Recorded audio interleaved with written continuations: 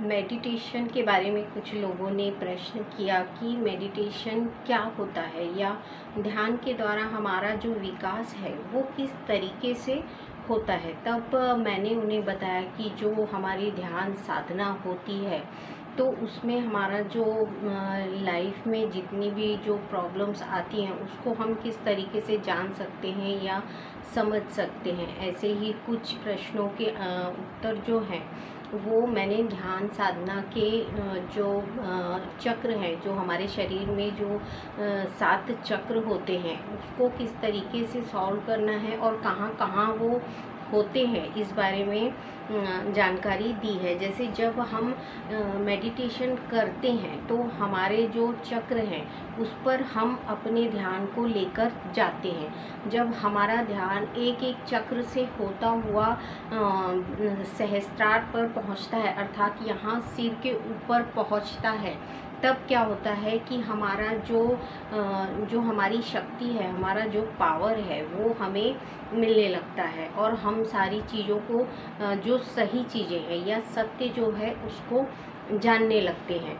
जैसे यदि हम मेडिटेशन कर रहे हैं, ध्यान साधना कर रहे हैं, आध्यात्मिकता को हमें जानना है कि ये एक्चुअल में है क्या, मेडिटेशन से क्या मिलता है या योग साधना के द्वारा क्या प्राप्त होता है, कौन से ज्ञान मिलते हैं, इन सारी चीज़ों को यदि हम जानने की कोशिश करेंगे तो हम योग में इन चीज़ों को देख सकते हैं कि किस तरीके से हमारे जो बॉडी के चक्र हैं वो खुलते हैं।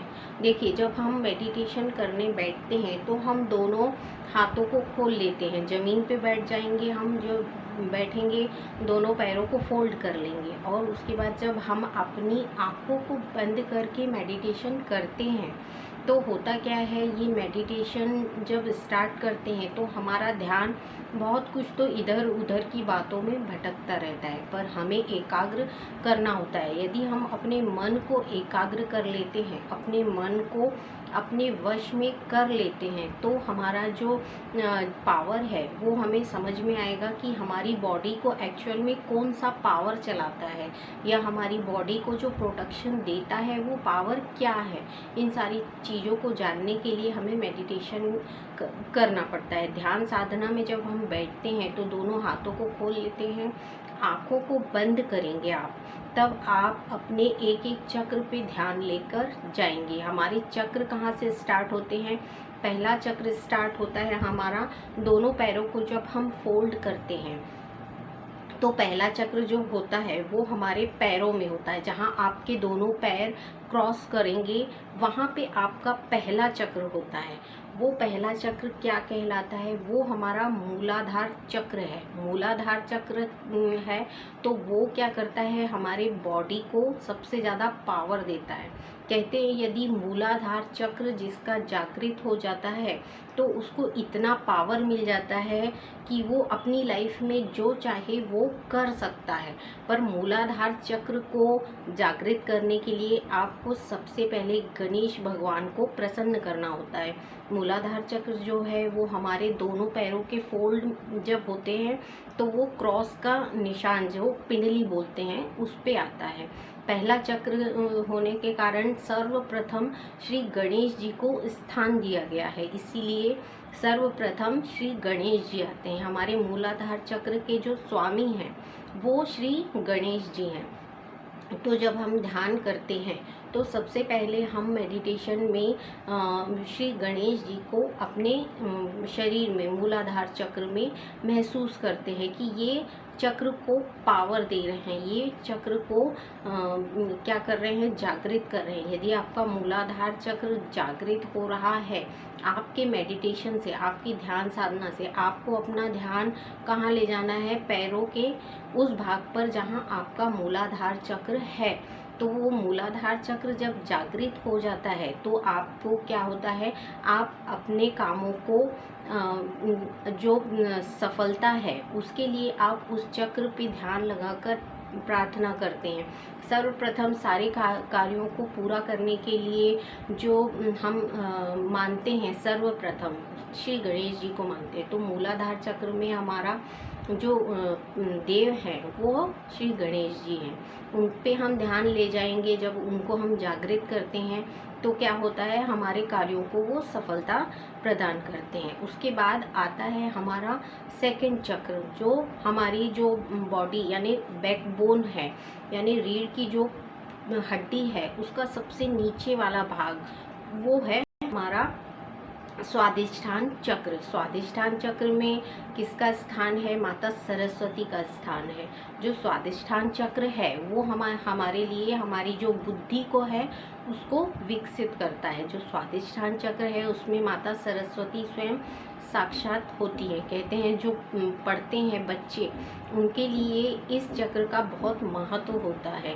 स्वादिष्ठान चक्र को जो बच्चे जागृत कर लेते हैं अपनी ध्यान साधना के द्वारा, तो इनका जो बुद्धि होती है वो इतनी विकसित हो जाती है कि ये बहुत पढ़ाई में या अपने कार्यों में तेज हो जाते हैं। तो हम ये कोशिश करते हैं कि ये यदि बच्चे मेडिटेशन कर रहे हैं तो अपने सेकंड चक्र पे उनको ज़्यादा ध्यान देना चाहिए, उसको ज़्यादा जागृत करना चाहिए। क्यों? क्योंकि यदि माता सरस्वती आपकी बॉडी में जागृत हैं स्वादिष्ठान चक्र पे, तो आपका जो पढ़ने का तरीका है वो भी बदल जाएगा, और जो आप पढ़ते हैं दिन भर में जितनी भी बातों को याद करते हैं और उनको आप भूल जाते हैं। तो जब आपका ये चक्र जागृत हो जाएगा तो आप सारी चीज़ों को याद रखना सीख जाएंगे। क्यों? क्योंकि अब जो आपकी मेमोरी है वो कहाँ सेव हो रही है, आपके स्वादिष्ठान चक्र में, जहाँ स्वयं माता सरस्वती का स्थान है।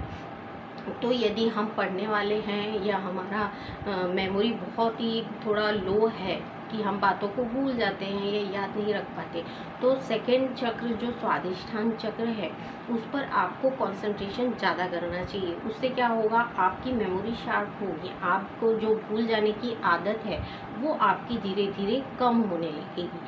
तीसरा चक्र आता है हमारा जो नाभि चक्र है। नाभि चक्र कहाँ होता है, जो हमारी नाभि है उसके ठीक पीछे बैकबोन पे ये चक्र होता है। तो ये चक्र क्या काम करता है, ये हमारे जो शरीर में है माता लक्ष्मी और नारायण का स्थान होता है नाभि चक्र। इसमें हमें धन धान्य गौरव जो प्राप्त होता है, यदि ये चक्र जागृत हो जाता है तो हम धन धान्य यश और वैभव के पात्र बनते हैं। जो लोग इस चक्र को जागृत कर लेते हैं उनके पास सदैव माता प्रसन्न होती है, माता लक्ष्मी की कोई कमी नहीं होती उन्हें।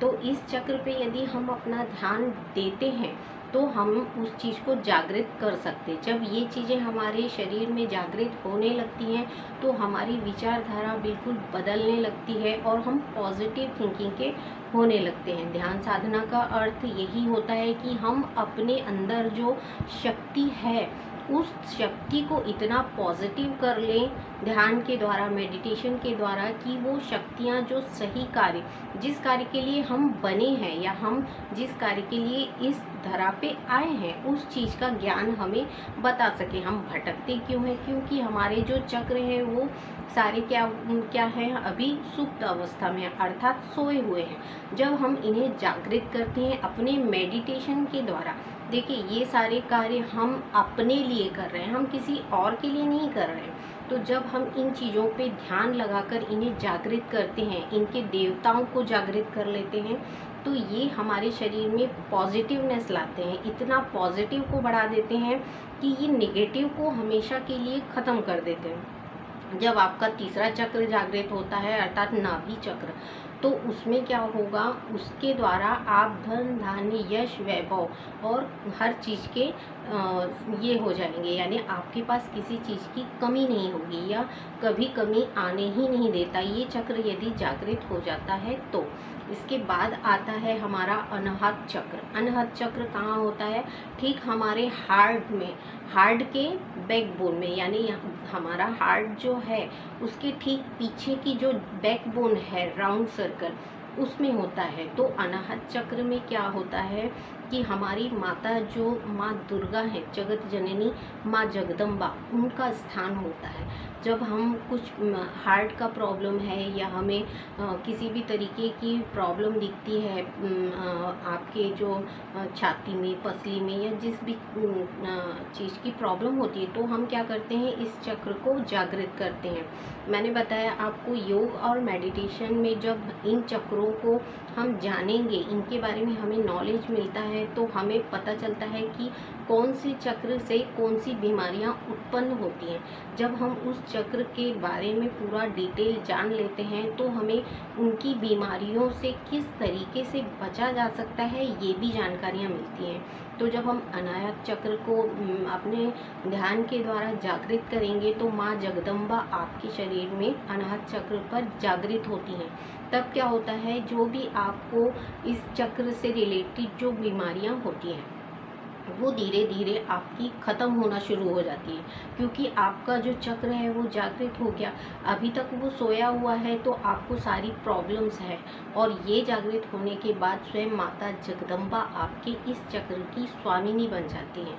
जब ये अपनी जो क्रिया चालू करती हैं, तो इंसान की बॉडी में एक पावर आता है, जो पावर क्या करता है, उन बीमारियों को धीरे धीरे नष्ट करना शुरू कर देता है। तो ये इस तरीके के चक्र हैं जो हमारे शरीर में स्थापित है, पर हमें पता नहीं है।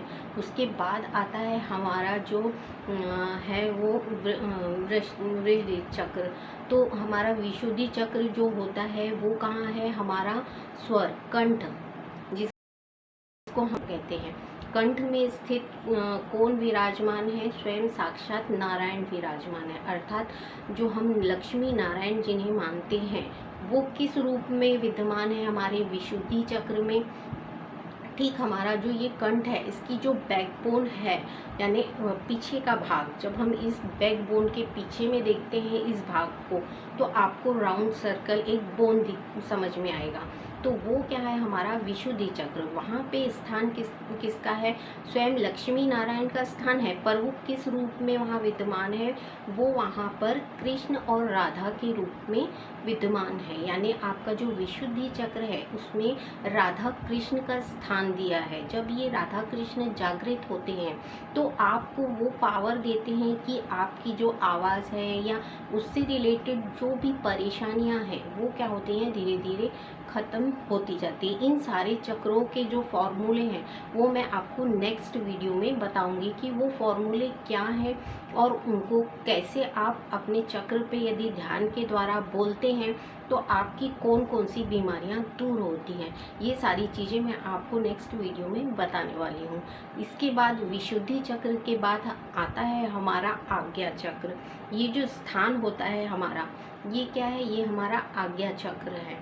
आज्ञा चक्र में क्या होता है कि जब हम इस मेडिटेशन करते हैं, तो हमारा ये चक्र जो होता है वो जागृत होना शुरू हो जाता है। जब ये चक्र जागृत होता है, तो ऑटोमेटिक आपको एक पावर मिलता है, बुद्धि मिलती है, या पॉजिटिव सोच मिलना शुरू हो जाती है। जब ये पॉजिटिव थिंकिंग या पॉजिटिव सोच जो है, या ब्रह्म की जो शक्तियाँ हैं, ब्रह्म के जो पावर हैं, या ब्रह्म की जो ज्ञान है, वो आपको मिलना शुरू हो जाते हैं। जब ये जागृत होता है, तो अपने को जो नॉलेज नहीं भी है, वो सारी चीज़ों के बारे में हम जानने लगते हैं। ऑटोमेटिक होता है ये, जब हम ध्यान में आते हैं, अपने शरीर को उस लायक बनाते हैं कि हम मेडिटेशन कर सकें, ध्यान साधना के द्वारा इन सारी चीज़ों को जान सकें।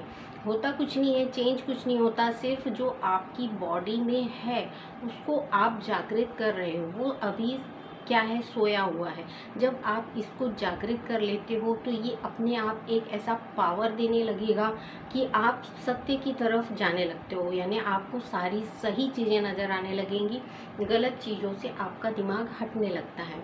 तो जो ये आज्ञा चक्र होता है, इसमें किसका स्थान होता है, इसमें दो हमारे क्या है, माइंड होते हैं। बोलते हैं एक सामने की तरफ होता है और एक पीछे की तरफ होता है। तो सामने में भी श्री गणेश का स्थान है, और जो बैक में हमारा छोटा दिमाग या होता है, जिसको बोलते हैं छोटा दिमाग, वो उसमें भी श्री गणेश का स्थान होता है। तो जब हम इसको जागृत करते हैं, तो हमें दो पावर मिलते हैं।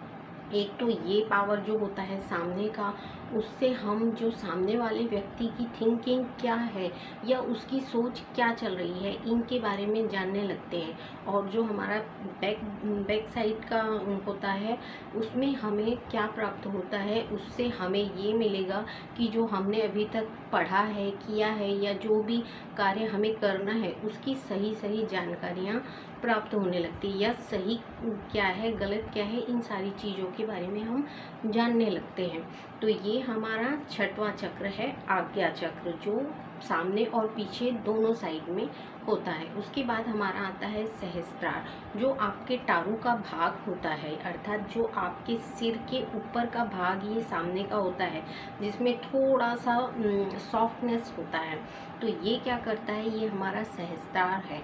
जब हमारे सभी चक्र यानी 6 चक्र जागृत होके ये सहस्त्रार तक आते हैं, तो इनके द्वारा जो पावर होता है वो यहाँ आकर रुकता है। कभी कभी किसी का रुकता है और किसी का इसको निकल भी जाता है। तो जब ये पावर हमारा शरीर से होता हुआ ऊपर जाता है, यानी ब्रह्म शक्ति में विलीन होता है, तब क्या होता है कि हमारे जो पावर हैं वो जाके ब्रह्म की शक्तियों से मिलते हैं, यानी अर्थात जो हमें ब्रह्म ज्ञान बोलते हैं उससे अटैच हो जाते हैं। तो हमें ऑटोमेटिकली वो सारी चीज़ों की जानकारियाँ मिलने लगती हैं जो हमें अभी तक मालूम नहीं थी। पर हम जब योग में इतने ज़्यादा परफेक्ट हो जाते हैं कि अपने सारे चक्रों को अपने कंट्रोल में, अपने पावर में रखकर चलाने लगते हैं, तो क्या होता है, हमें ऑटोमेटिकली हमारी बुद्धि का विकास होता है, बॉडी का विकास हो जाएगा और आपकी सारी जो बीमारियां हैं वो धीरे धीरे करके नष्ट होने लगती है। क्यों? क्योंकि अभी जो है हमारा शरीर वो सामान्य है। जब सामान्य शरीर में हम इतनी सारी बीमारियां झेल रहे हैं, परेशानियां झेल रहे हैं, तो हम कुछ ऐसा क्यों ना करें कि हमारी ये सारी परेशानियां ही दूर हो जाए। तो जब हम इन चक्रों को जागृत करते हैं मंत्रों के द्वारा, तो हमारा एक जो कॉन्फिडेंस पावर है वो भी बढ़ेगा, प्लस हमारे जो पॉजिटिवनेस है वो तो बढ़ेगा ही। उसके अलावा आपका जो आध्यात्मिक ज्ञान है वो बहुत ज़्यादा पावरफुल हो जाता है। उससे बहुत से लोगों का तो इतना पावरफुल हो जाता है कि वो ऐसे ऐसे कार्यों को कर लेते हैं जो कभी किसी ने सोचे भी नहीं थे। यानी आपको पॉजिटिव इतना आ जाता है कि आप वो कर दिखाते हैं जो किसी ने किया ही नहीं, जो आगे कोई कर ही नहीं सकता।